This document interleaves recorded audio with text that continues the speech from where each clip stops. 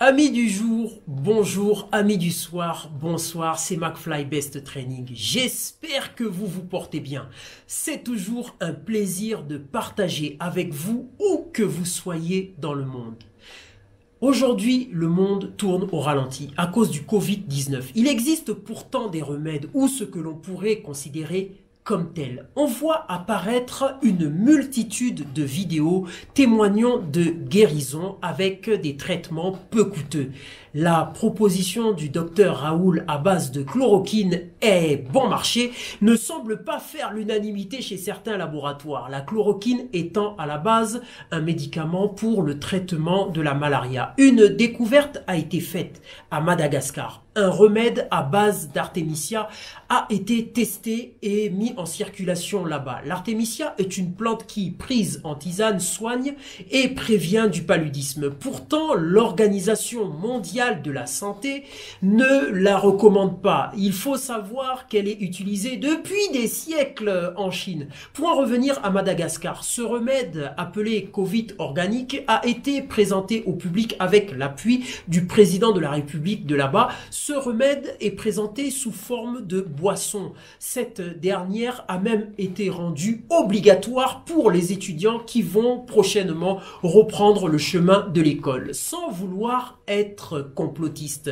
je ne sais pas si, comme moi, vous avez remarqué que lorsque l'on trouve un remède efficace et bon marché, il y a toujours ou plutôt souvent une forte résistance de la part de certains grands laboratoires. Il est donc légitime de se poser cette question. L'industrie pharmaceutique est-elle là pour nous soigner ou aussi et surtout pour faire du profit? Comme je vous l'avais dit dans une ancienne vidéo, tout est mis en place pour ouvrir la voie à un vaccin. Ce ne sont pas là des affabulations de ma part, car vous êtes au courant et vous pouvez le vérifier sur le net et en écoutant l'allocution d'Emmanuel Macron. Mes chers amis, mon but n'est pas de faire naître en vous une résistance envers la vaccination. N'étant pas moi-même un chercheur ni un scientifique dans ce domaine, je vous encourage juste à faire preuve de réflexion et d'observation. Bien que la vaccination, la recherche dans ce domaine est censée et a pour but de sauver des vies,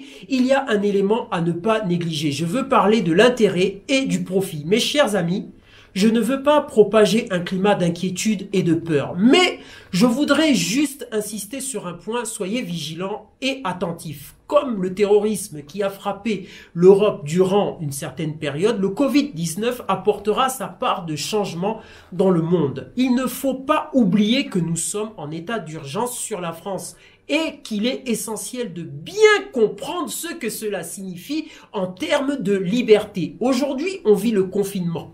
Le confinement, les sorties étant contrôlées car elles doivent être justifiées pour éviter toute propagation du virus. Mais au-delà de ça, c'est la liberté de se déplacer, d'être libre et d'aller et venir qui est atteinte. La peur étant la source d'éléments de base qui permet de tout faire accepter à l'opinion publique. Pour le moment, nous avons encore la liberté de faire ce que l'on veut de notre corps. Je pense que ce ne sera plus le cas bientôt. Cela fait déjà des années dont on entend parler d'une puce qui nous sera implantée. Cela nous sera vendu comme étant la garantie de notre sécurité. Cela sera présenté comme une solution à un problème. Et nous n'aurons pas d'autre choix que d'accepter. Aujourd'hui, environ 2 milliards de personnes sont inscrits dans un réseau social très connu. Ce même réseau social est capable de nous pister et détient énormément de renseignements sur chaque inscrit.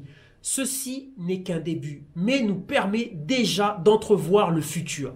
Lorsque l'on est capable de dresser un portrait psychologique d'un individu, on peut facilement manipuler et anticiper ses réactions. Mes chers amis, je vais terminer avec la passion qui anime certains d'entre vous, comme moi, la musculation.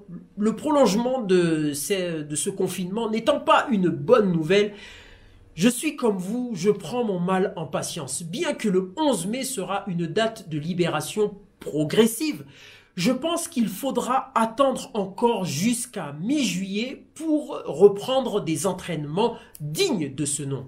En attendant, entraînez-vous comme vous le pouvez, car ce n'est pas seulement pour votre forme, mais c'est aussi pour votre physique, votre santé physique et mentale. Je vous dis à très bientôt, mes chers amis. N'oubliez pas de partager et de liker et de vous abonner. À bientôt.